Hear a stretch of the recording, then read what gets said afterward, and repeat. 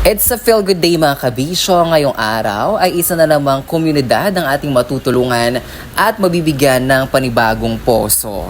Dito nga tayo ngayon sa Barangay Sevilla, Purok 6 para ibigay ang panibagong Jetmatic sa mga kabisyo natin na nadaanan natin sa ating paglalakad-lakad at pamimigay ng stub noong huling wellness and fun activity ng Love Radio at ng Action Radio Operation Tulong sa Barangay Sevilla.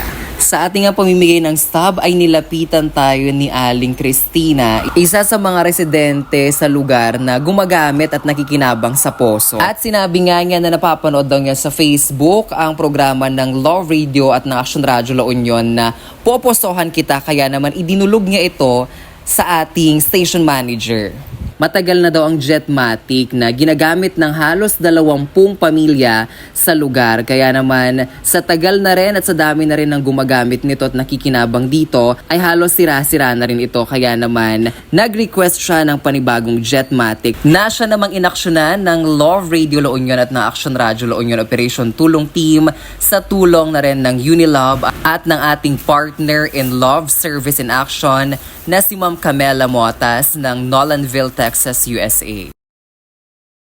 Thank you po kasi marami pong nag-iibig dito sa amin. Maraming salamat. Thank you. Action Radio Operation Tulong. Yan, unlimited na lumalabas, di ba?